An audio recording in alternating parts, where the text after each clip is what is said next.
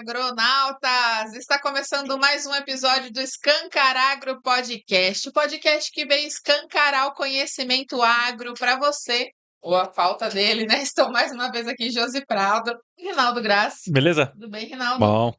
E antes de apresentar o nosso tema e os nossos convidados especiais, gostaria só de pontuar, como vocês estão vendo aí, estamos no especial Bahia Farm Show. Tivemos a oportunidade de estar aqui na maior feira agrícola do Nordeste, do Matopiba, né? E isso foi uma grande oportunidade de ter conversas incríveis aqui com pessoas que estão passando pela feira. E com isso, temos que agradecer aos nossos parceiros aqui, primeiramente o Instituto Washington Pimentel, que nos presenteou com essa oportunidade de estar aqui na feira, né? A nossa parceira Rádio Cidade, que além de parceira aqui na feira também estamos lá no programa Agrocidade de segunda a sexta-feira aí com toda a abrangência para o Matopiba e também a revista Adoro. Aproveitando para agradecer o nosso patrocinador Master também 2024, a JCO Bioprodutos. Pessoal, nós vamos falar aqui hoje sobre governança, sobre o setor financeiro das empresas, né? E o quanto é importante de olhar para essa questão da gestão para um negócio sustentável, né? Dentro do agro. E para isso nós vamos conversar com o Ricardo Ticolá, que é administrador com especialização no setor financeiro, com mais de 30 anos de atuação, e com o Washington Pimentel, que é advogado, professor, especialista em reestruturação e recuperação de empresas. Tudo bem com vocês? Tudo bem. Tudo certo? Tudo ótimo. Falei certo o seu sobrenome? Perfeito. Muito bem. Setor de primeira. Tá ótimo. Eu queria agradecer pessoalmente a oportunidade de estar aqui na feira. Tem sido muito proveitoso para nós, né? Conversas incríveis aqui com quem está passando aqui. E para começar, antes da gente falar de gestão, né, de governança e tudo mais, comentar sobre um evento que eu tive a oportunidade também de participar recentemente, Washington, que foi o Fórum de Defesa do Agronegócio. Foi o primeiro fórum, né, que aconteceu na capital, em Salvador. E, assim, fiquei muito impressionada, né, com o diálogo que teve ali entre diversos setores, diversas correntes, assim, digamos assim, em prol justamente da defesa, né, desse setor que é tão importante para o nosso país. Queria só que você comentasse um pouquinho de onde veio essa iniciativa e que desdobramentos que tem a partir desse evento. Na verdade, Josi e Rinaldo, eu queria agradecer a vocês, né, por terem aceito o convite da gente de estarem aqui na feira.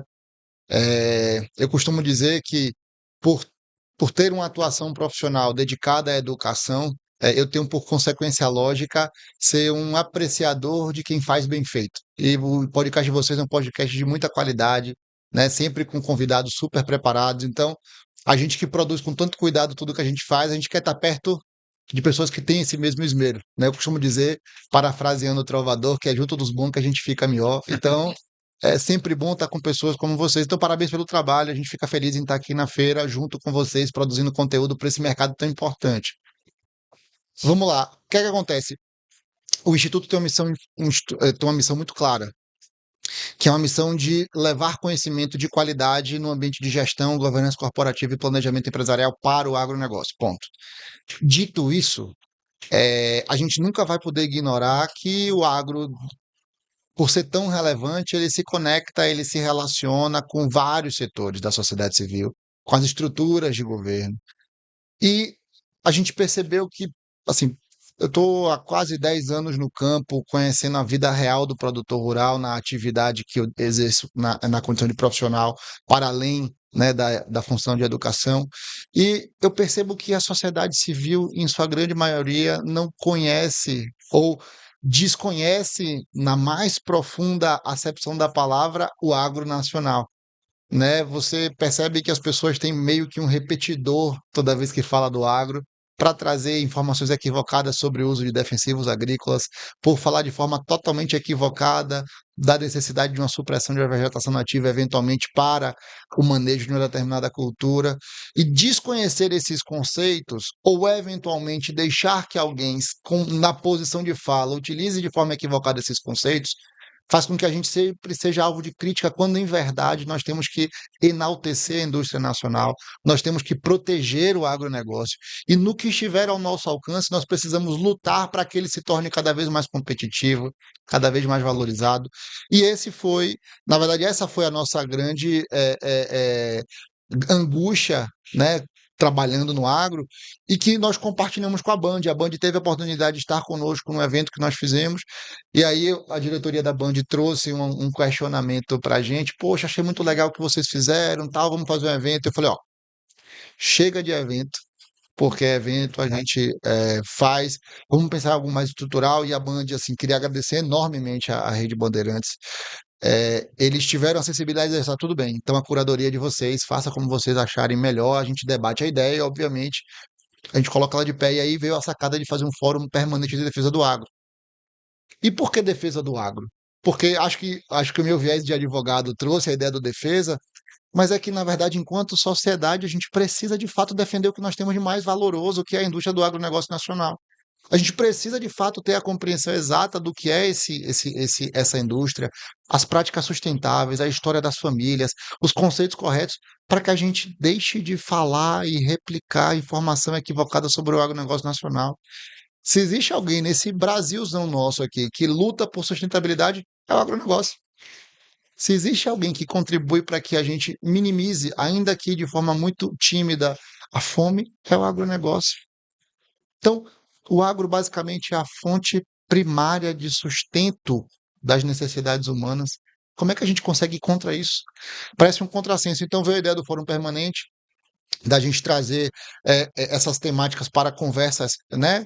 É, é, com algum grau de previsibilidade com a sociedade civil, com temas de relevância. Então, o fórum está hoje aqui com a Band no stand também, junto com vocês, está aqui do lado, num outro estúdio, e estamos basicamente que transmitindo diariamente os conteúdos trabalhados aqui, né, para poder a gente reforçar. Toda vez que alguém fala para mim agrotóxico, eu falo defensivo. Toda alguém fala de smart, eu falo supressão de vegetação nativa. E se insistir, eu continuo insistindo, porque a gente precisa do conceito certo no lugar certo para passar a mensagem certa. Comunicar não é o que eu falo, é o que você entende. E se eu falo tóxico, é tóxico. Se eu falo defensivo, é defesa. Quando eu estou tomando um remédio porque eu estou doente, eu estou fazendo uso controlado de uma substância para atacar eventualmente um mal. O defensivo é isso. Se eu for orientado a tomar uma cápsula, eu estou bem. Se eu tomar 5, eventualmente eu passo mal. Se eu tomar 10, eu morro. O defensivo é igual. Existe uma orientação clara de uso. Você usa aquilo ali para aquela circunstância. Se você eventualmente mudar a dose, eventualmente você vai ser punido, vai ser fiscalizado. Ponto. É igual. O defensivo é o remédio da planta, como o Tilenol é o nosso remédio para febre. Então, se a gente não conseguir compreender os conceitos de forma muito clara, a gente vai continuar se comunicando mal. E eu acho que as pessoas tentam tanto prejudicar o Brasil que a gente perde a oportunidade de criar um país coeso. Você vai lá para fora falar mal dos Estados Unidos, é tudo porrada do americano. Vá lá falar mal. Então, a gente tem que proteger a indústria nacional, e não é proteger de forma condescendente, não. É dar a César o que é de César. É reconhecer quanto o produtor ele é eficiente, como ele é consciente e como para a gente ele é um grande ativo. Então vamos defender. Então, criamos ano passado o Fórum de Defesa Permanente do Agro. Você pode estar lá, fiquei muito feliz com a sua presença. E como eu disse naquela oportunidade, o fórum não é meu, tampouco da Band, não é do Instituto, ele é nosso. Então, quero que o fórum esteja com vocês, é de vocês. Se sentir a necessidade da gente fazer um evento, da gente usar os veículos de comunicação para comunicar melhor, ele está à disposição da sociedade civil para que ela comunique de forma adequada com o agronegócio. Esse é o nosso ponto. Essas palavras que definiu muito bem o que eu senti lá em relação ao evento, que foi justamente coesão, né? Porque foi, além da questão de saber conversar para se comunicar para fora melhor, lá no evento tiveram discussões desse tipo de como que a gente se torna um setor coeso, sim, nos entendendo, né, como setor, entendendo as nossas diferenças aqui, para que essa comunicação seja efetiva para fora, né? Então, essa coesão esteve muito presente realmente lá, viu? Ah, que bom. Parabéns. E, pessoal, partindo para o tema de governança, né? Quando a gente teve a oportunidade de conversar com outros representantes desse tema no podcast, e tá sempre isso muito, muito ligado com a tal da sucessão familiar, né? Que está muito em alta, falada no agro. O que vocês podem falar referente de desvincular um pouco também desse tema? Será que governança só tem a ver com sucessão? Ou não? A gente pode partir de um outro viés? Bom, antes de eu responder, eu só queria agradecer aqui a possibilidade, o convite de estar conversando com vocês. Parabenizar o Instituto Washington Pimentel, que faz um trabalho assim espetacular, é um trabalho de qualidade e com objetivos os mais importantes que eu posso ver para a sociedade. É, Antes de te responder, eu queria só fazer um comentário na fala do Washington, na questão da imagem do setor agro. Meu pai, há muitos anos, foi presidente da Rural Brasileira, por duas vezes, militou no setor por muito tempo, e eu vivi desde criança um pouco dessa questão da política. E meu pai falava já naquela época: ninguém respeita o setor agro no Brasil. Não é uma coisa nova, não respeita até hoje. O respeito vem sendo conquistado, mas longe de ser ainda um respeito profundo. E não é respeito para que o produtor tenha algum ganho. Não é a questão do ganho, é a questão da sociedade ganhar. A sociedade ganhar. Como o Washington falou, o defensivo é defensivo, não é um agrotóxico. Tá certo? E assim vai. Quer dizer, todas as imagens negativas que o setor provoca mostra para mim o quanto o brasileiro não conhece o setor agro profundamente. Eu moro em São Paulo se conhece menos ainda, muito pouco o setor agro. O quanto é importante, o quanto é sustentável, o quanto ele está fazendo todo o trabalho que o mundo nos cobra para que a gente faça, está sendo feito. Existe desvio de conduta? Claro que existe. Em todos os setores existem desvios de conduta. Esses têm que ser punidos por desvio de conduta, mas não generalizar e falar do setor como um todo, né? Então, eu queria fazer só esse comentário, porque nós estamos hoje aqui nessa feira, que é um negócio espetacular aqui na Bahia, e Luiz Eduardo Magalhães, eu tenho a sensação que pouca gente no Brasil conhece. Pouca gente no Brasil conhece a história. O que isso aqui se transformou? Quanto trabalho, quanto risco se correu para chegar onde a gente chegou em tão pouco tempo. E fez um negócio aqui maravilhoso, uma geração de riqueza para o país que é assim, impressionante em tão pouco tempo. Então, eu acho que realmente o agronegócio precisa ter institutos Pimentel, Washington Pimentel espalhados pelo Brasil para divulgar isso e dar a relativa importância, porque não é só uma atividade econômica, é tecnologia, é agregação de valor, é geração de riqueza, geração de impostos, sem aumentar a carga tributária. É geração de imposto por aumento de atividade econômica. É geração de emprego, é desenvolvimento social, é retenção do homem no campo, ao invés de ir para a cidade. A gente combate um mundo, né? A gente compete com um mundo que subsidia de maneira bastante importante o setor. Para quê? Para que o homem fique no campo. Você vai na França, todo mundo adora viajar de carro na França, né? Porque o interior é lindo, todo mundo está lá, tem hospitais, tem infraestrutura, etc. Por quê? Porque o homem está no campo. Certo? Nos Estados Unidos, a mesma coisa. E o Brasil tem uma agricultura altamente responsável com os padrões modernos e o que é exigido de nós. Então, esse é o comentário que eu queria fazer sobre a colocação do Washington. Com relação à questão de governança, eu que trabalho bastante com crédito, né?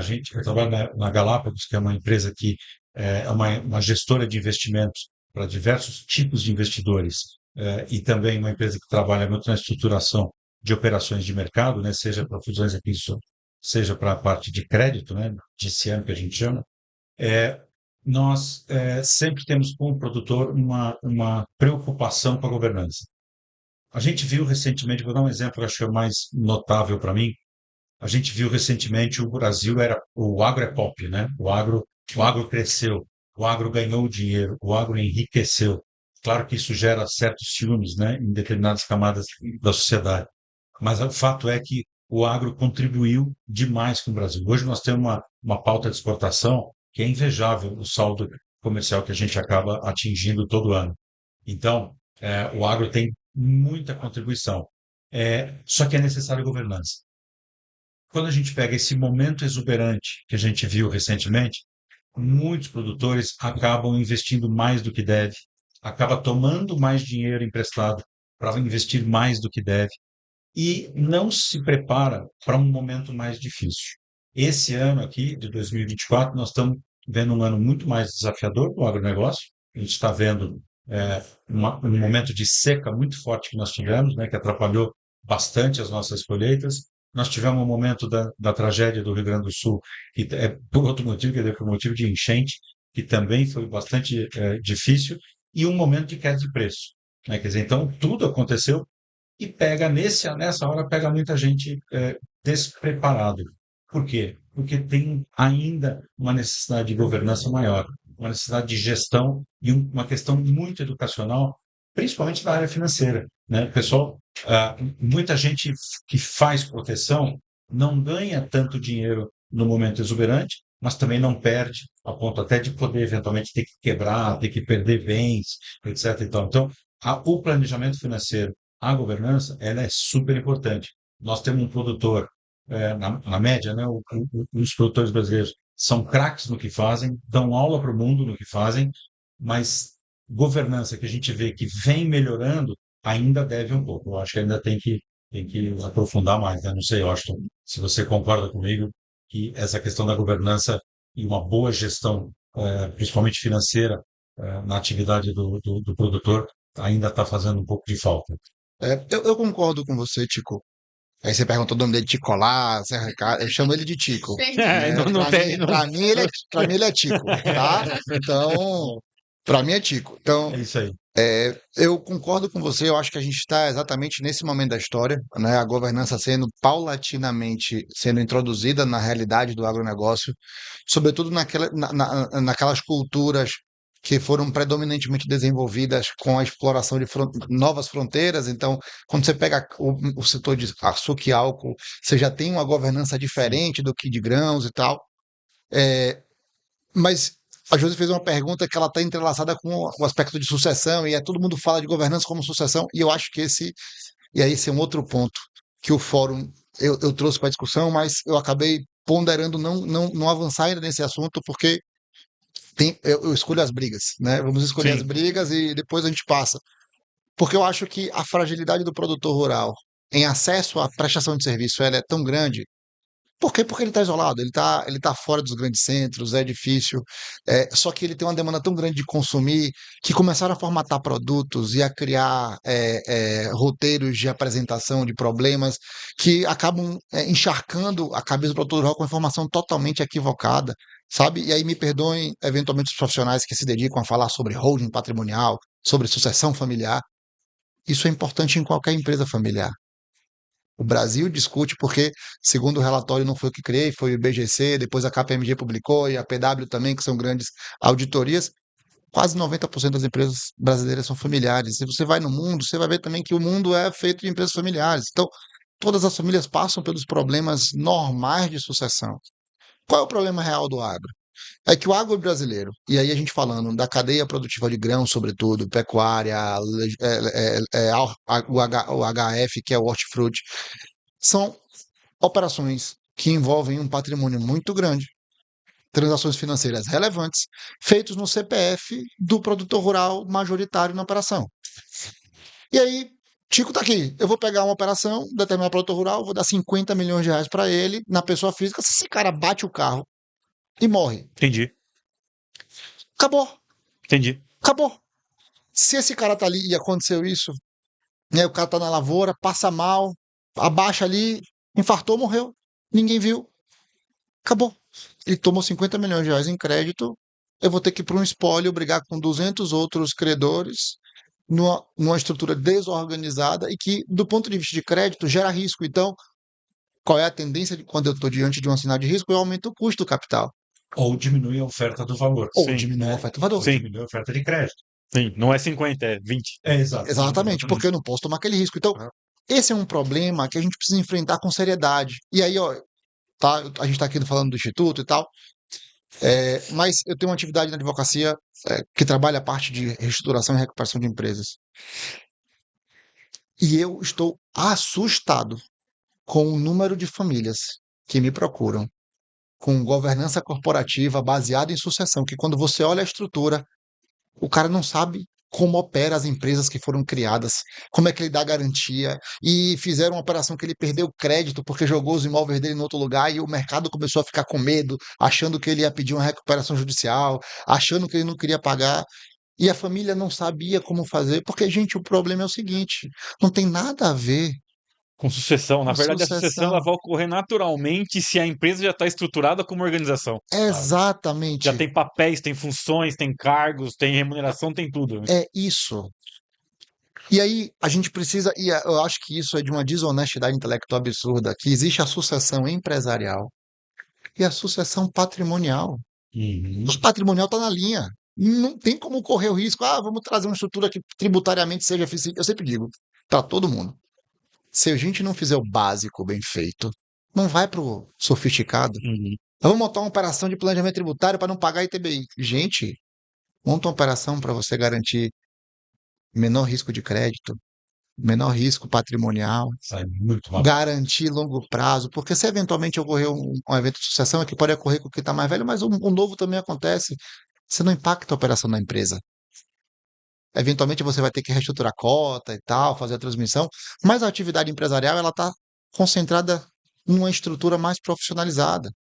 O agronegócio brasileiro ele é concentrado no CPF, continuará sendo, porque tributariamente ainda faz sentido. É, o que eu ia perguntar, se o pessoal não avança justamente por causa dessa Porque, questão. na realidade, o que deveria acontecer, né, eu acho que é uma coisa que pode se buscar, é uma nova legislação fiscal no agronegócio, onde você não aumente a carga tributária, mas você formalize mais as operações. Formalizar, eu digo, dentro de uma empresa, dentro de um balanço, porque você estimula aquela família a ter uma governança melhor. Né, o que hoje a gente faz é o estímulo do contrário, que, como o Elcio falou, fica na pessoa física, né, porque tributariamente é melhor. Então, a gente tem que criar o estímulo do contrário. Por que criar o estímulo do contrário? Para que o produtor ganhe dinheiro? Não, não, não é isso. Não. É porque o Brasil ganha. Porque você vai ter, tendo crédito mais barato, você vai ter mais volume, você vai ter mais competitividade, você traz mais negócio para a mesa. Então, assim, em termos de área, o Brasil é campeão, ainda tem várias áreas que podem ser exploradas, ou na mesma área que já explora, ainda tem produtividades para se buscar. Então, quer dizer, o Brasil ainda tem um campo enorme para crescimento nessa área, já é líder de produção em diversos produtos agrícolas. Agora, se você tem uma governança melhor e estimulada pelo próprio governo, pelas próprias instituições, né, a formalizar, colocar em balanços, auditar, você tem o que o Washington falou. A sucessão patrimonial, ela já é dada. O filho é o sucessor, perfeito. Mas a sucessão da atividade não necessariamente é o filho. Às vezes o filho não tem nem vocação para Sim. isso. E Tá certo? essa é uma discussão que o agronegócio não está Não preparado dá para para ter. ter. É, Não exatamente. está. E assim, de novo, essa relação, são 400 alunos já treinados, produtores rurais, gente. São 500 mil hectares que já foram alcançados pela nossa capacitação. E eu acho que eu sou mais apaixonado pela educação do que qualquer outra coisa. Porque o ambiente da educação, as pessoas praticamente se desnudam, né? Elas tiram a roupa para você e falam assim, ó, esses são os meus medos, os meus problemas. E aí você percebe que, porra, a primeira geração que construiu tudo isso, o cara tem um sonho dele, de ver o filho dele na terra. E eventualmente, cara, não é o sonho dele. Sim. Quer proteger ele, faz com que ele seja o que ele quer ser e prepara a atividade empresarial e a exploração do patrimônio de forma organizada, que ele sempre vai ter o fruto do seu esforço e da sua história. Mas não força o cara a vir para dentro da estrutura se ele não for capaz, se ele não tiver a competência. Não queira que ele assuma uma posição que ele não é. Então, esse é um assunto difícil. Eu percebo Uhum. nas conversas, mas meu pai, quando eu falo isso, não conversa. Quando a Uhum. gente quer fazer boicota. E aí eu acho que nós, enquanto profissionais, aí eu falo do mercado financeiro, né, das instituições de ensino, da advocacia, dos assessores financeiros, dos agrônomos, eu acho que a gente tem que ouvir e a gente tem que ser muito assertivo nisso, porque o agro ele mudou de tamanho. E existe uma curva feita pelo mercado quando cria Fiagro, muda a lei do agro, traz outra estrutura de financiamento para suprir a demanda que não é mais suprida pelo crédito rural. é que o mercado vai começar a pressionar aqueles que estão desorganizados a saírem do mercado. Sem Não dúvida. vai acontecer. Não vai ter crédito. As garantias serão mais duras. A trade vai ser mais criteriosa. Não, e vai ser um negócio mais complexo pro cara mais despreparado. Exatamente. É, É exatamente. duas pontas puxando para dois lados opostos, né? Foi dito aqui antes, isso não é um problema do agro ou do produtor, isso é de qualquer empresa. Eu concordo. Mas o herdeiro, se ele não tem vocação para aquele negócio, seja na indústria, seja no agronegócio, ele tem que aprender o quê? A ser dono, a ser acionista, né, e Perfeito. ter uma gestão profissionalizada. Se ele não tem competência ou desejo de continuar o legado que o pai dele deixou, tá certo? Então, de novo, a gente cai na governança, cai na questão educacional. Por que eu não posso ser dono de fazenda com um executivo trabalhando lá para mim? Eu Exato. posso. Vai ser muito melhor se eu não tenho a vocação. Eu falo assim, mas eu, como estratégia familiar, eu não quero vender o meu ativo, seja minha indústria, seja minha fazenda, tá certo? Então, eu não quero vender, eu tenho até paixão, amor por aquilo. Perfeitamente, você pode fazer, mas você tem que ampliar a tua governança e, de preferência, aproveitar enquanto o pai é vivo, tá certo? Para que você possa pegar todos os aprendizados que foram obtidos ao longo da vida, né? Então, eu acho que o assunto governança, de fato, ele é muito, muito, muito fundamental e o agronegócio ele vem tomando proporções muito grandes. Nós estamos falando o agro como um todo, né? Não só o produtor, mas incluindo aí cooperativas, usinas de açúcar e álcool, fabricantes de insumos, etc. Nós estamos falando aí de quase 30% do PIB. Né? Então pergunta para a gente, né? Por que a Galápagos tem tanto trabalho no setor agro? Porque é 30% do PIB. Não dá para não trabalhar, não dá para não entender, não dá para não aprofundar. Agora, uma coisa eu posso garantir, como gestor de operações de crédito, se a governança fosse mais alta, se o controle fosse muito mais alto, a disponibilidade de crédito seria muito mais alta. É o que eu comentei há pouco num outro evento. Dinheiro tem e demanda para os produtos agrícolas tem. Né? Pode produzir mais, tem demanda. E o Brasil é competitivo, a gente tem essa demanda. Então, quer dizer, o que você precisa no meio é de boa gestão, de boa educação financeira, né? Para que você consiga ter um resultado mais perene, seja no momento de pujança, né? E seja no momento exuberante, né? De preços, seja no momento difícil. Você não pode estar sujeito a ficar só rezando, né? Rezando para o preço estar alto, rezando para chover, rezando para não chover. Só com reza, Deus mantém tudo. Então, Se você pegar, sempre ouvi falar assim que o tripé da empresa é a produção comercial e o financeiro, né? Basicamente, esses são os três principais áreas ali, né? E assim, vamos dizer, vamos partir do ponto que a produção, ela é boa. É o que o cara sabe fazer. Ele sabe produzir soja, ele sabe produzir milho, sabe produzir algodão, sabe fazer. Comercial em termos de vou conseguir vender ou não, vamos dizer que ok. ele não tem problema. É É ok, ok. eu vou lá e vendo e acabou, né? Realmente o negócio ele fica no financeiro. E vou Né? dizer uma coisa. Você Porque falou. até o financeiro tá ligado ao como que eu vou vender, né? É isso, mas eu vou ser mais. Você falando isso aí, existe um ditado em finanças que fala assim: que caixa é rei. é, Ou seja, caixa é rei. Se você tiver caixa, ou seja, dinheiro disponível ali, o que é que o produtor rural faz em ano que tem lucro? Vocês sabem? Ah, ele compra a máquina, ele investe, Ele gera ele gera despesa despesa para para não baixar pagar, para imposto. não pagar imposto. É, isso aí. que nesse Então, setor, quando você compra uma máquina, ela é considerada despesa no imposto de renda da pessoa física. isso. Por causa de ser um modelo de pessoa E, na física, né? realidade, não é uma despesa, é um investimento. Isso, Aham. Então, ele é Entendi. confundido com despesa. Então, é regime de caixa. Então, ele isso. tem que gastar aquele caixa para ser menos tributado. Entendi. E quando vem um momento difícil depois, cadê o caixa? Então, o caixa é rei. Pronto. Então, isso está entendido? O cara gasta para poder não pagar imposto. Então, nós não temos no agronegócio nacional a cultura de geração de caixa. Eu tenho a cultura de despesa. Então, todos os produtores rurais, em sua grande maioria, estão com o mindset, ou seja, o racional de tipo, preciso pagar menos imposto. Como é que eu faço? Despesa, despesa, despesa. Vê um momento difícil, o cara faz o quê? Nada. Ele não tem caixa. Uhum. O imóvel está dado em garantia. Não quer vender terra. O cara comprou a 50 centavos, vale 150 mil reais hoje o hectare, e ele não quer vender para pagar a conta. E aí vive essa celeuma que é o racional financeiro. Mas eu queria voltar aqui. Devidamente, né? Isso. Agora eu queria voltar aqui na conversa do- da sucessão. Vocês estão aqui, né? Vocês trabalham com agro diretamente todo dia. Se eu pegar uma região boa aqui com perfil de solo bom, 1.000 hectares, certo? Eu vou ter um custo médio aí de 40, hoje, 45 sacos de soja por hectare de custo para a próxima safra, certo? Uhum. Numa área de sequeiro, se eu tiver um baita perfil de solo, eu vou produzir 70 sacos. Sim, 75. daí pra cima. Mas Então 70, joga 70. 70. Isso, Então, Então, se tudo for perfeito, vai pro 90. O 70, mas, na verdade, assim, não pode ter muita coisa errada, dá 70. Pode ter um pouquinho de coisa errada, dá pra dar o 70. mas no sequeiro, 70 Tá bom, é tá ótimo. isso. Se eu for para 90, vamos ficar com 70. Então, eu gastei 45, eu ganhei 25 Certo? sacos de soja. Se eu tiver irrigado, aí sim, eu vou chegar em 85, Uhum. 90. Tenho casos de acompanhar clientes que produziram 100, 110. Uhum. E ainda Mas vai aí fazer outra safra. vai fazer outra safra e o cara tem. Mas assim, a gente só tira da terra o que a gente põe nela. Então, para colher 110, o cara gastou mais. Sim, Fazendo sim, conta sim, rápida. Então, sim. vamos pro sequeiro. Deu 25 sacos de lucro, né?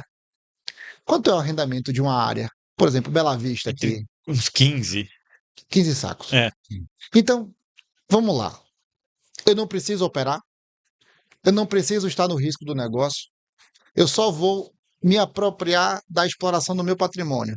Eu vou ganhar 15 sacos. Se eu for operar, eu vou ganhar 25, 10 a mais. correndo todos os riscos. É melhor ser sucessor, herdeiro? Financeiro, cara. É só você pensar no. O que importa pra gente é a última linha: dinheiro no bolso. Então, tecnicamente, ser herdeiro, um bom herdeiro, preparado para saber gerir o patrimônio, é muito melhor do que você ser um sucessor obrigatório na operação, sem gostar do negócio e tomar decisão ruim e errar no ano que podia ser 70, fez 58. No outro ano errar de novo, faz 51. No terceiro ano quebra. Quebra? Só que a gente não tem essa conversa. Para dizer, velho, eu tenho 25 sacos de lucro, eu só não vou ter 10, eu vou deixar 10 para quem quer tomar o risco de operar. Aí, eventualmente, essa pessoa pode operar porque é seu vizinho, não precisa comprar máquina, então ele já está eficiente ali, ele já tem uma estrutura que. A gente não discute isso de forma organizada, sabe?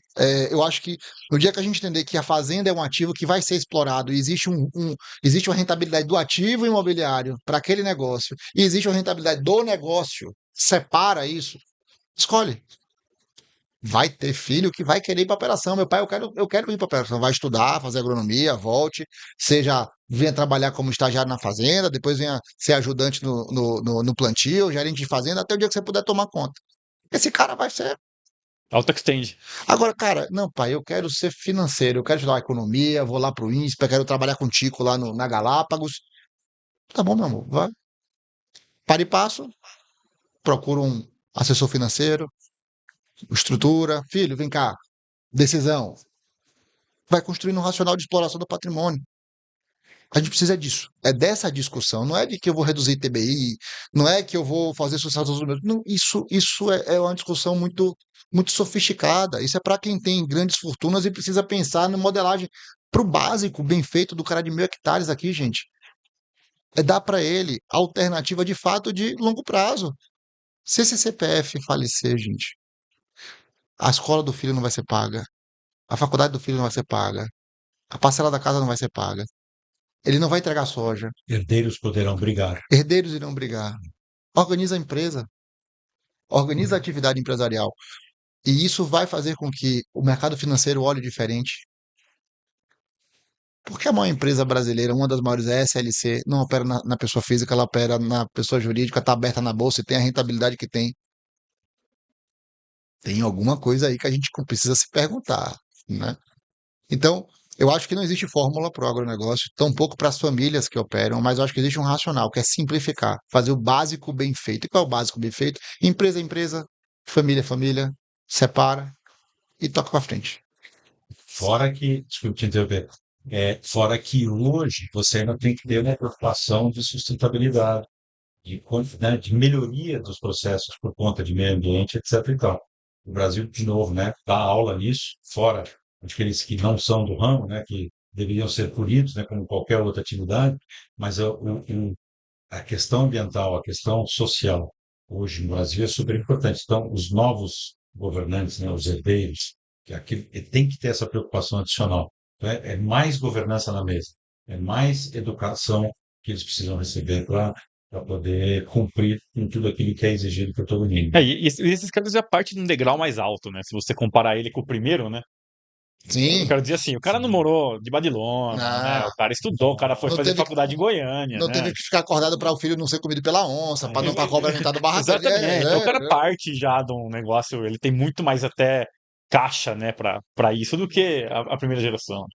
E até puxando o que você falou, né, de toda essa responsabilidade que tem que comunicar, é muito mais fácil você estar sob o guarda-chuva de uma empresa comunicando do que como é que você vai comunicar isso para a sociedade sendo a pessoa física, né? Não tem como. Vira a opinião da pessoa e não o que o seu A instituição. o que a instituição está fazendo, né? É isso mesmo. E uma pergunta como leiga, né? Sempre foi possível para o produtor optar por ser CNPJ ou a lei não permitia? Sendo produção rural, tem que ser CPF. Como é que é isso Não, daí? Sempre não. foi uma opção dele mesmo. Na verdade, não foi uma opção. Aí vamos devanear um pouquinho, contar a história. O Brasil passa por um momento ali na década de 50, década de 60, né, na criação de toda a política pública para desenvolvimento da atividade rural, né? Salvo engano, foi em 67 que nós criamos o Sistema Nacional de Crédito Rural para estruturar todos os depósitos compulsórios para poder servir ao crédito rural e aí, portanto, ter verba para financiar o dia a dia. Nesse mesmo momento, a gente passa ali, tá, a gente estava com o Código Civil 16, a gente passa por uma discussão sobre renovação, revisão do Código Civil, que ela leva um tempão. O Código Civil, quando chega, ele já chega atrasado, porque foi uma discussão gigantesca, e é, de fato, talvez a principal legislação de convivência entre particulares. E colocaram lá no Código Civil dizendo o seguinte, que a atividade rural, lá no capítulo de registro empresarial, ela fala assim, a atividade rural ela não precisa de registro mercantil. Mas por que essa cláusula está lá? O cara chegou aqui quando era Mimoso do Oeste, em 1980, que tinha um posto, tinha um dormitório ali, mais nada. Esse cara tinha que tomar crédito rural para poder plantar, ele tinha que comprar semente, comprar adubo. Com certeza a junta comercial era longe para Dedéu. E aí foi que o legislador pensou, cara, Não tem como. não tem como, cara. Bicho, não tem WhatsApp. Deixa o cara, ó. Deixa o Beleza, cara, fica aí. deixa o cara lá. Ele é um empresário, ele é um agente econômico, mas ele precisa para desenvolver aquela atividade de registro. Ele vai ter lá o registro de produtor rural no estado para emitir nota fiscal eventualmente e tal. Mas deixa esse cara lá. Essa é a realidade de 40 anos atrás, não é a atual. Só que a legislação, ela não altera, foi o que o Tico falou aqui, ele altera a legislação, não é para onerar, é para regularizar, reler o momento atual. Hoje o produtor rural tem Starlink, meu irmão, lá na fazenda dele, ó. Para você ter o CNPJ é somente fazer assinatura com certificado digital. Ele conversa com todo o mundo dali da fazenda dele, com o Starlink dele, sem ter problema. Qual é a necessidade desse cara não ter registro empresarial? Nenhuma. Hoje não mais. A legislação já não está aderente à realidade social. Então, Entendi. isso é o que aconteceu. Nós tivemos um período de criação de política pública para o desenvolvimento da fronteira agrícola. Nossa agricultura tem 50 anos, lembrem-se disso. Então, há 50 anos atrás, para eu desenvolver, o que é que eu faço? Desburocratizo. Sim. Tiro tudo e falo, vai. Pronto. Acabou isso. É 30% do PIB. Já somos gigantescos. Somos conglomerados gigantescos. Tipo, missão cumprida. Era pra desenvolver, desenvolveu. Pronto. Agora vamos Reformular. reformular. E esse talvez seja o maior desafio.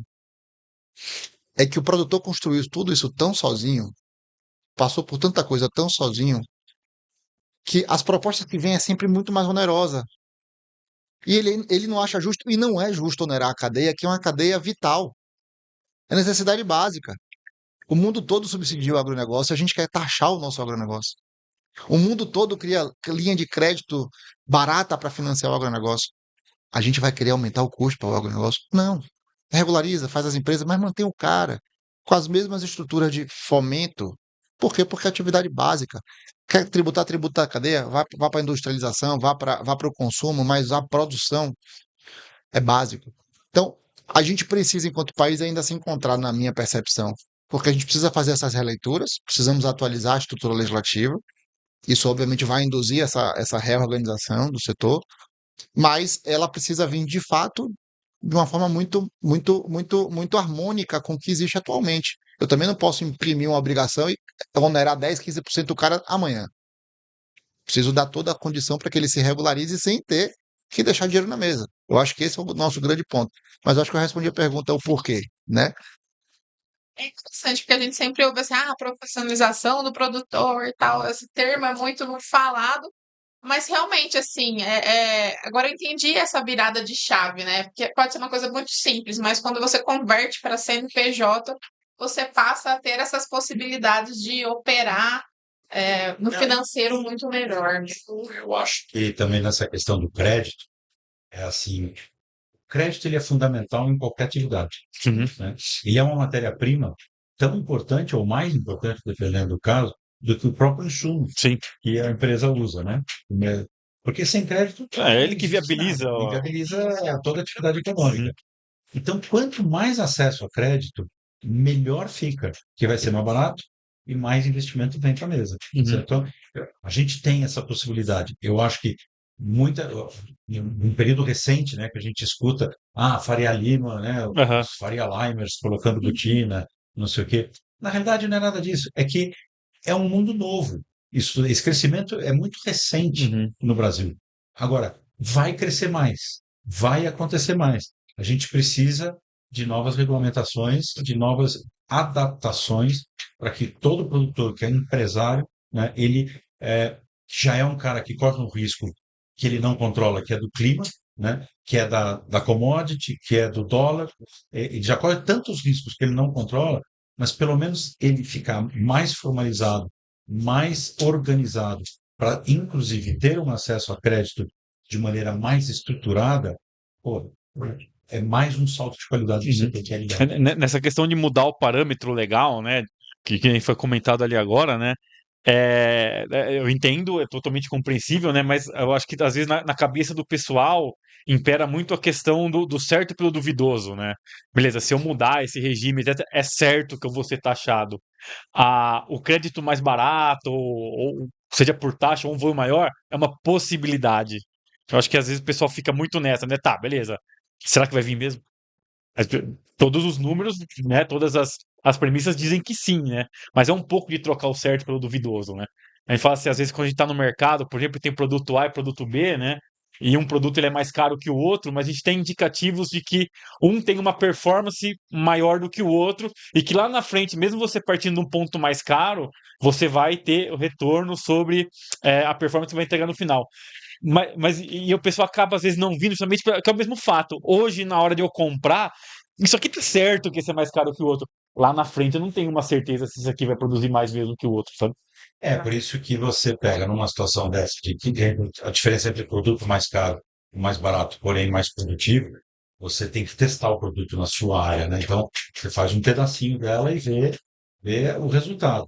No outro ano você faz mais, no outro você solta que está testado. Acho que em governança é mais ou menos a mesma coisa. Você começa mais devagar e vai implementando. O que não pode é a fome, né, que a gente sempre tem de querer arrecadar mais, é aproveitar a mudança para arrecadar mais. Aí não vai dar certo. Sim. E assim, vou dizer a você, aí uma coisa real. Concordo com você, não tiro nada, e se fosse ele, eu faria o mesmo. Trocar o certo pelo duvidoso, eu não iria. Claro.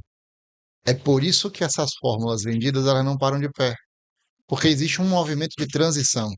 É por isso que eu, assim, de novo eu repito, acho que eu sou mais apaixonado pela educação do que qualquer coisa. Porque a gente precisa colocar o produtor numa posição de uma jornada de amadurecimento sobre essas novas estruturas. Conversar. Faz híbrido. Opera uma parte no CNPJ. Opera É, o uma que ele parte no falou CPF. começa, né? Isso, vai devagar. Vai devagar. Mas faz. Começa, né? Vamos lá, vocês estão aqui com a JCO. Empresa Zona. O que a JCO tem de mais diferencial? biofertilizante, biodefensivo, não é isso? Uhum. Pronto. Todo mundo que começou a usar o biofertilizante fez de tudo. O cara tinha 10 mil hectares, pegou e botou em 10 mil hectares? Não, Não. não. Ele pegou um talhãozinho lá de 10 hectares. Falou, deixa eu testar para ver se realmente ele cumpre o papel. Aí vai lá, deu certo no 10, foi mais produtivo. Aí vou fazer 30. Próxima safra, 30. Até ele conseguir ter a coragem de entender que um biofertilizante ou um biodefensivo vai dar conta do recado e que o defensivo regular, que é já concebido e já compreendido como eficiente, funciona. Ele vai vendo as experiências dos outros também, né? Que ele vai cruzando informação. E aí, quando você vê, passa 5, 10 anos, está totalmente Já diferente. fez o shift, né? Exatamente. Aí é a nossa responsabilidade. E eu digo que a gente compartilha muito disso, porque como a gente também trabalha junto, fazendo operações, às vezes a gente se complementa, fala, pô, isso aqui funciona, isso aqui pode ser, a gente pode pedir ao produtor tal obrigação. Quando a gente deixa que o mercado comece a oferecer muita coisa que não faz sentido, você vai criando experiências traumáticas. Sim. E aí o seu vizinho já não quer mais fazer. A experiência do foliar. Porque fez errado. Fez errado. Eu acho que essa é a nossa preocupação.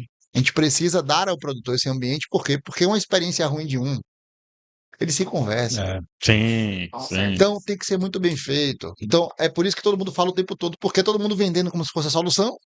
E vocês devem ter tido uma enxurrada de gente falando no offline, caramba, não é tão assim, não é tão legal, paguei mais caro, não gostei, criou problema para poder conversar com a família, para poder fazer. Por quê? Porque não é uma fórmula.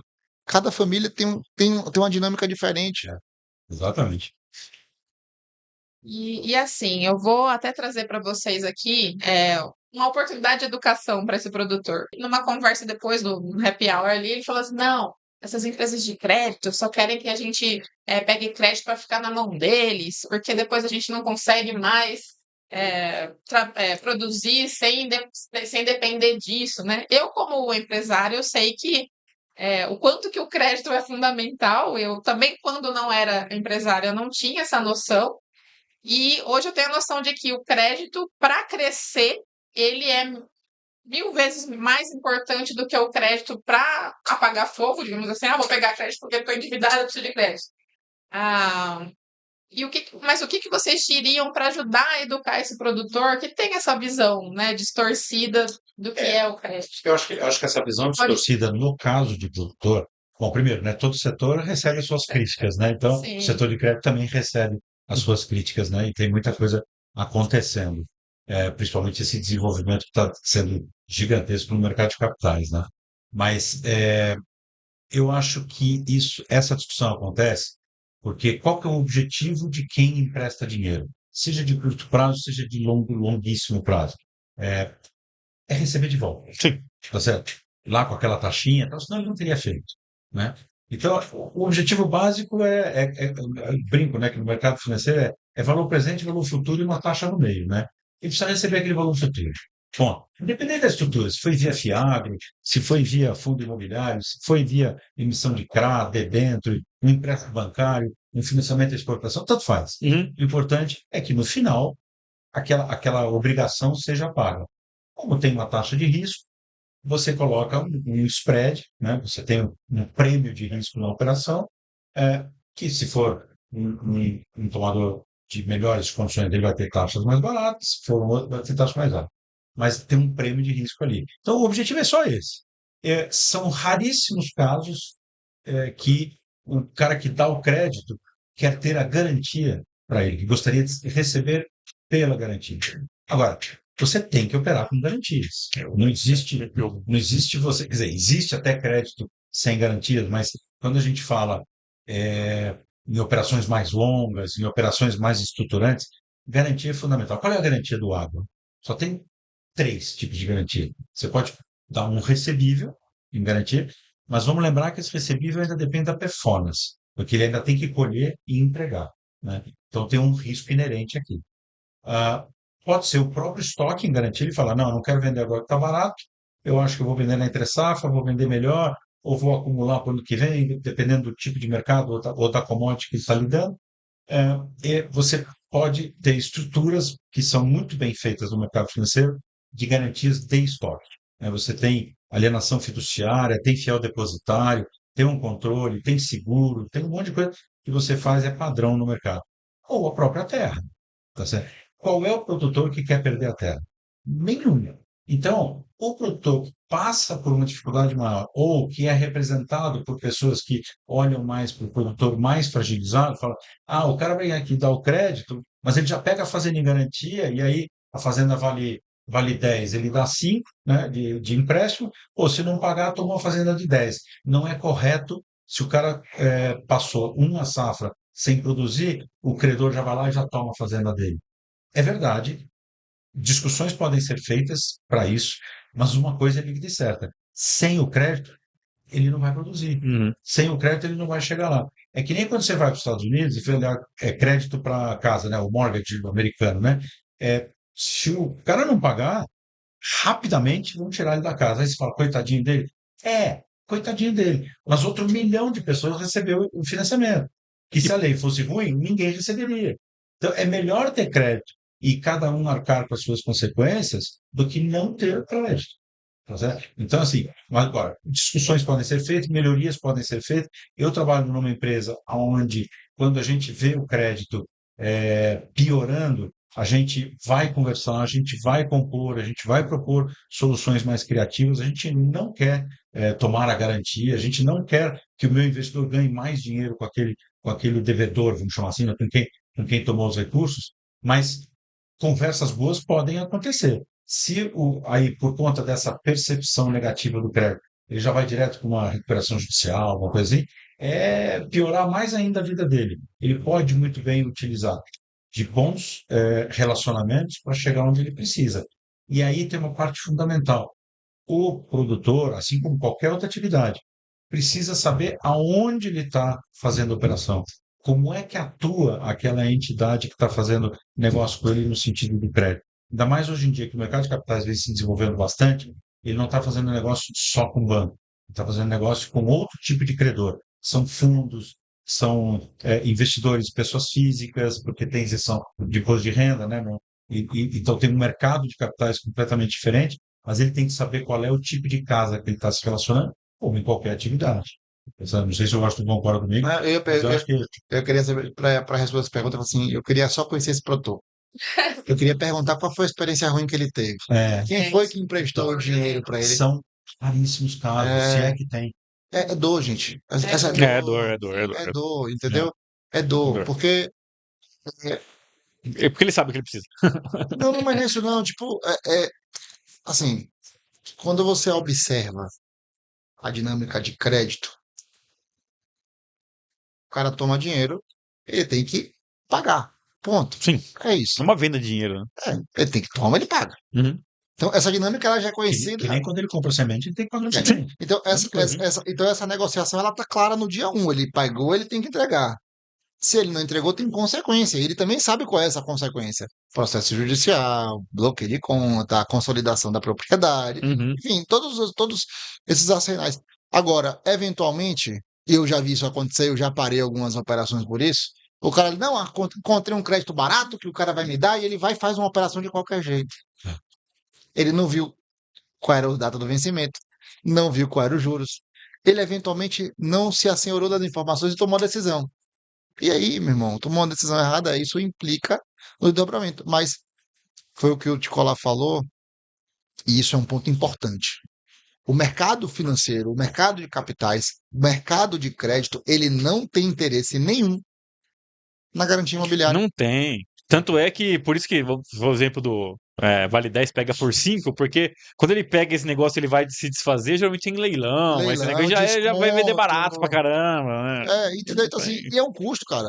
Você tem É, ITBI, você tem custo com advogado, você tem custo com cartório. é, É muito caro. Então, assim, o cara ele quer dar o dinheiro para quem vai pagar. Então, só isso. é só isso. É simples assim, Uhum. né? É simples assim. Só que também aí, não sei se o Ticola concorda, mas eu tenho uma experiência de ter reestruturado muita gente, muita grana. E quando você vai a miúde na decisão do cara que chegou ali, é sempre uma decisão de alocação de capital equivocada. É. O cara pegou dinheiro para fazer investimento, ele fez qualquer outra coisa menos investimento. O cara pegou crédito de curto prazo, ou seja, pegou crédito para custeio e meteu investimento, o dinheiro não paga, porque o investimento demanda um tempo Vai vir maior. lá na frente, né? O retorno. Né? Então, um dinheiro, por exemplo, por 3 anos, 5 anos de prazo, né, pagando parceladamente, para comprar uma fazenda. Pô, se a fazenda pagasse em 3 anos, né, todos vão comprar a fazenda. Uhum. Então, assim, não se paga em tão pouco tempo. Se o mercado dá uma virada, como qualquer ciclo de commodity, tem momentos positivos, momentos negativos, naquele momento negativo, o cara acaba plantando um problema, tá certo? Porque então o que o cara não pode é plantar problema. É. Provavelmente foi uma falta de profissionalização Exatamente. essa dor nele, né? É isso.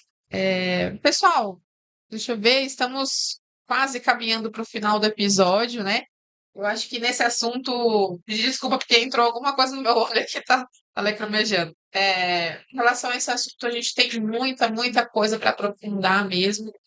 Eu acho que a gente poderia fechar, finalizando, talvez, falar sobre quais são os pontos importantes que o produtor pode pensar dentro dessa área de crédito, né, para ele se proteger, por exemplo, em relação a tomar uma decisão errada, né, no momento tal.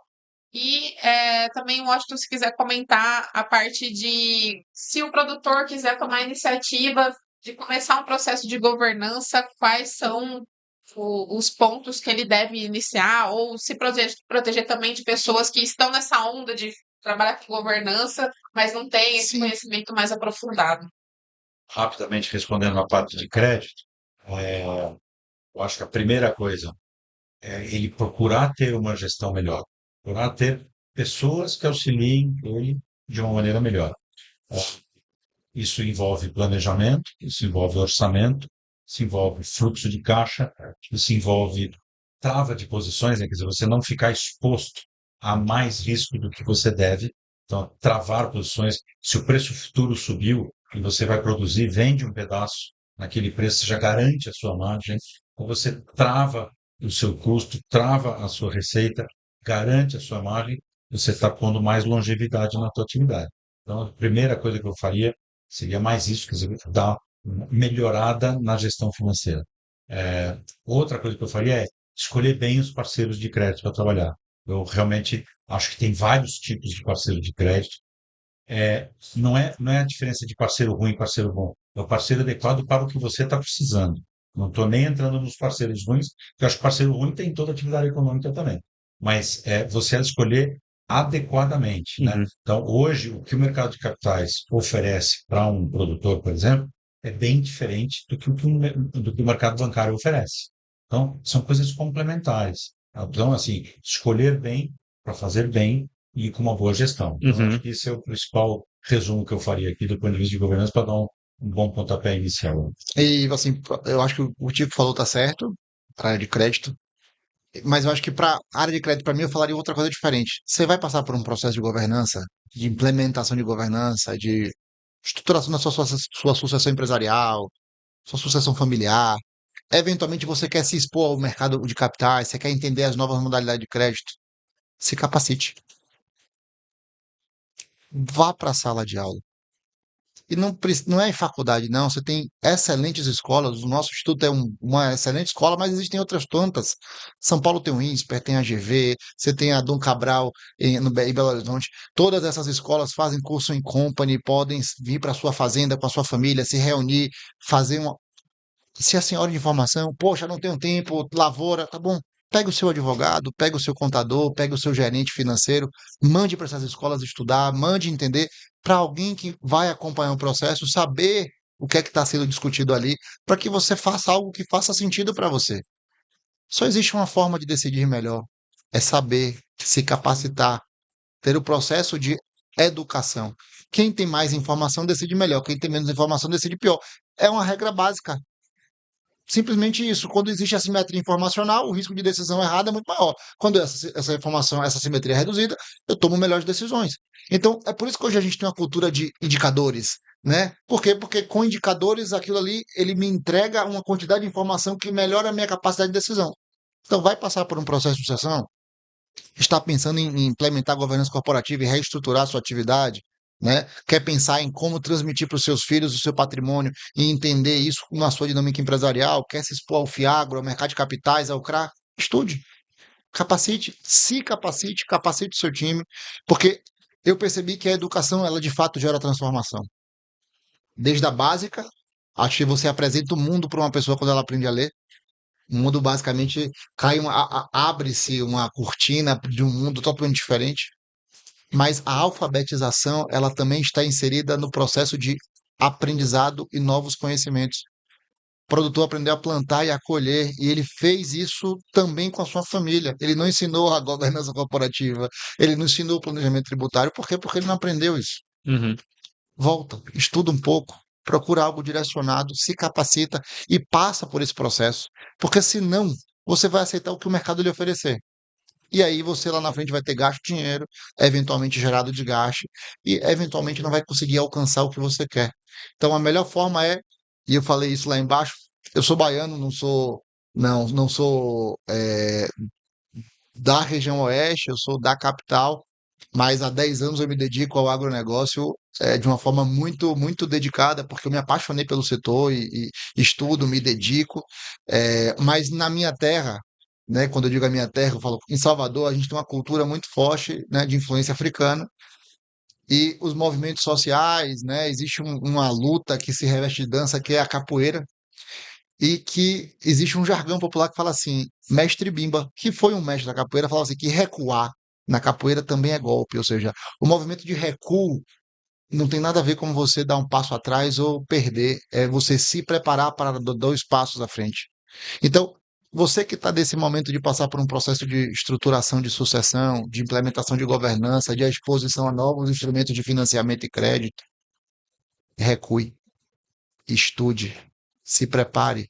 E não é nada muito longo, não. Você tem cursos bem, bem específicos de 30 dias, 45, 60 dias, que rapidamente lhe capacitam para você entender o contexto. Você não vai ser um Ricardo de colar com um curso de 2 horas a cada 15 dias no YouTube.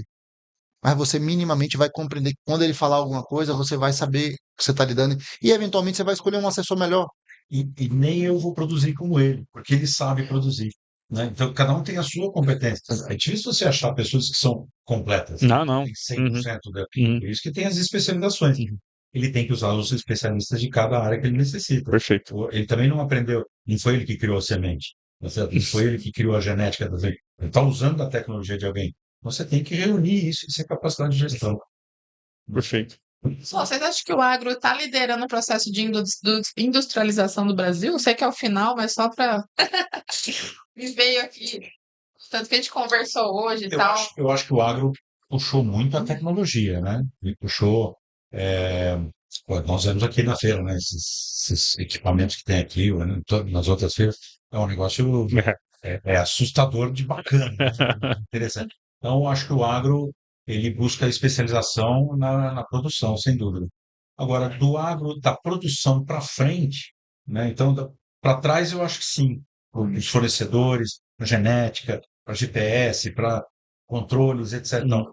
Para frente, eu acho que a gente ainda poderia industrializar mais produtos, né? Eu acho que Eu sinto que a gente está profissionalizando tanto o agro e está sendo tão discutido isso e fazendo maneiras de fazer proveito mais essas matérias todas que estão sendo produzidas em abundância. Que não sei, tô sentindo um movimento de que o agro está puxando isso. No... Vou te dar um exemplo. Pega a nossa máquina de Nespresso, né? Que todo mundo gosta, todo mundo tem. Um produto de primeira linha, todo mundo tem. Aquele café, nós fazemos o café. Nós não fazemos a máquina, E nem a cápsula. nem a cápsula. A Né? Alemanha é o líder, né? Sem Exato. produzir nada Pô, de mas café. por que a gente não faz aquilo? Será que é tão difícil? Será que é tão difícil fazer uma coisa bacana para o café? Né? E assim vai para todos os produtos. Né? Você falou isso aí.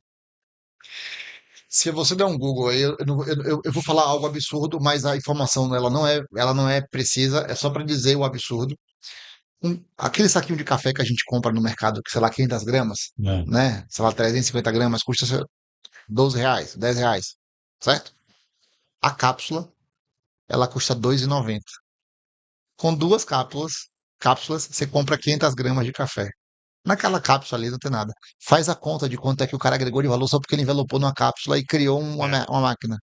Então, o que eu acho que está acontecendo o Brasil, e aí, de novo, há 50 anos atrás não tinha YouTube, não tinha Escancara Agro, não tinha nada disso. Então, o cara ele não sabia o que ele podia ser. Hoje, a gente tem percebido que o agro é cada vez mais competitivo, cada vez mais arriscado. O que é que o cara fala? Como é que eu ganho mais?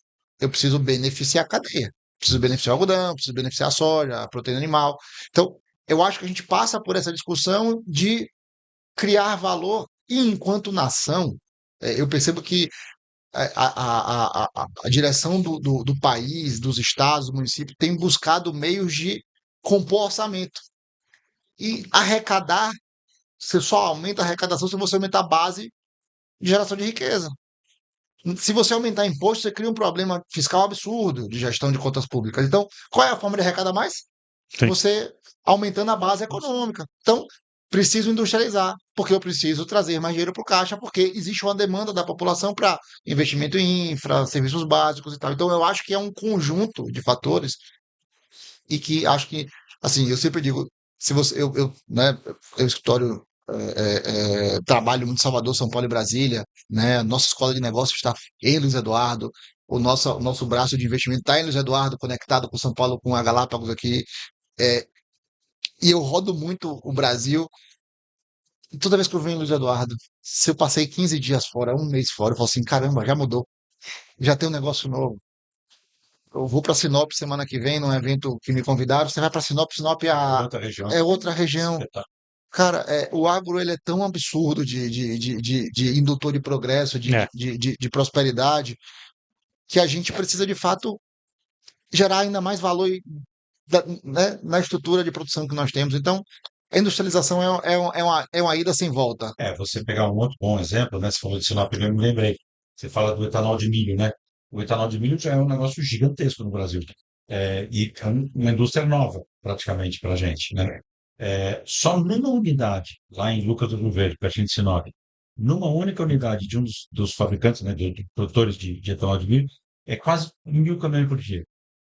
Olha quanto isso estimula a produção de caminhão, estrada, infraestrutura. É um alavancador da economia brutal. O agronegócio é, de fato, um grande alavancador da economia. E é um negócio que o Brasil foi premiado, né, por ter terra boa, gente boa, uma localização geográfica interessante, né? Então, o Brasil tem tudo para crescer nesse negócio. É realmente a vocação do mineiro. Muito bem, muito obrigada, pessoal. Acho que foi uma conversa muito enriquecedora. Me deu vários insights aqui de como abordar esse tema de uma maneira diferente, né? Que realmente chegue na necessidade do produtor rural, que é isso também nosso propósito, na nossa missão aqui também é a educação, trazer pessoas realmente boas que agreguem, né, para o produtor, para o nosso setor. E deixo aí para vocês falarem como que encontra vocês, né, as redes sociais, o contato, como que o pessoal chega até vocês, a Galápagos e no Instituto Washington Pimentel. Por favor, você quer que eu passe o telefone? Eu passo aqui. 90-90? Não, Ainda funciona 90-90? Não sei. Só entrar em todas as mídias sociais com Galápagos Capital, vocês vão ver a nossa empresa lá. Diariamente a gente publica alguma coisa, a gente está sempre muito presente na mídia digital. Não é só procurar a Galápagos Capital, meu nome é Ricardo Ticolar, estou sempre à disposição de qualquer pessoa que quiser falar sobre esse tema ou sobre outros temas, e a gente procura estar sempre próximo, né? Então, qualquer pessoa que queira entrar em contato, para a gente é sempre um prazer e sempre uma oportunidade também de mais conhecimento. Show. Para a gente é fácil, é @Instituto WP ou Washington Pimentel lá no Instagram, site wp.agr.br. E se quiser de fato entrar em contato, Escancara Agro, tá lá, você fala com o pessoal, chama a gente que a gente chega aqui de novo. Também com as outras oportunidades lá no estúdio, aqui no centro, né, de Luiz Eduardo, para a gente também conversar sobre outros temas, tá? Fica o convite para vocês também, com certeza. Ótimo, obrigado. E o pessoal, vocês já sabem, né? Se ficou alguma coisa que a gente não falou, alguma dúvida, sugestão de tema, enfim, deixa aí nos comentários do vídeo, ou então mande lá para contato@agroinsight.com.br. Muito obrigada pela sua audiência e até o próximo episódio. Tchau! Tchau.